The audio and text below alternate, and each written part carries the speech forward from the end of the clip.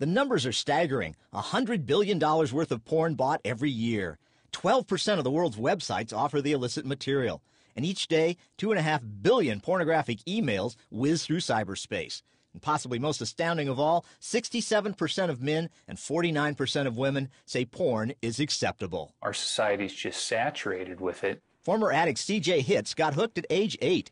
He says on average, kids first run into porn online at 11 years old.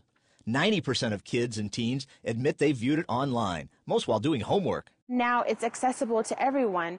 Aubrey Terry's exposure came along with almost constant sexual abuse from her grandfather and an uncle from when she was 2 till she was rescued at 9. Her earliest memory? Having a bottle and being exposed to that kind of stuff. Now a member of the Human Trafficking Task Force of Southern Colorado, Terry puts a lot of the blame for today's X-rated epidemic on the internet. Before, pornography was like this dirty, secretive, dark subculture.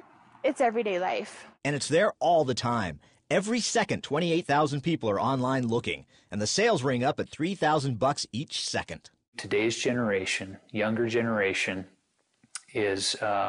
receives more temptations per second than any other generation in the history of mankind. So when it comes to pornography in our kids, in this hyper-fast, hyper-technological age, it's not a matter of temptation coming at them every once in a while, but almost every second, and with every device. Addiction also claimed CJ's wife, Shelley, for a while. They both now minister to free people from an addiction that's constantly available. And I'll have teenagers that will confess to me that they have their phones in their beds with them at night, and they're sexting. They're sending pictures of themselves to others. They're sending sexually graphic messages. And this is hitting just as hard inside the church as out. Youth minister Andy Brainer learned that disturbing truth after criticizing a friend for offering porn channels at his Florida hotel chain. And he goes, well, to be honest with you, he goes, you know who the biggest consumers of this pornography is? And I was like, what? And he named a certain denomination. He said, when they do their convention down here, my sale in pornography goes through the roof. Brainer ministers to tens of thousands of Christian teens on the road and at a youth camp he leads near Durango, Colorado. 90% of the kids that come to us that come from Christian families that are interested in Christian values, that are learning about Christian worldview, 90% of those are deeply addicted to pornography. As Shelley did research for a book on the addiction, she surveyed Christian women and girls and found many producing their own porn by sexting. They're Christian teen girls, 21% admitted to sending a naked photo of themselves to someone else through their cell phone. It's almost like you don't want to send me that picture. Why? Everyone else does. I've asked your friend, she sent it. And this addiction can be just as bad as the hardest drugs. The group Fight the New Drug shows this video about how the brain releases addictive levels of pleasurable chemicals when a person sexually satisfies themselves with porn.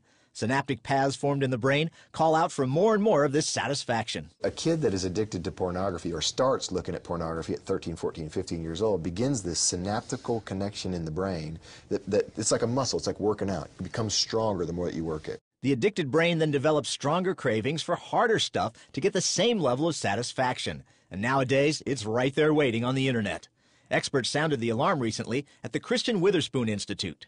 A teen today can access hardcore material that 15 years ago, a seasoned purveyor of pornography would have had a hard time to acquire. Therapist Jill Manning says this is detrimental and dangerous. When is a human being ready to process a rape scene, torture, bestiality, incest, child pornography?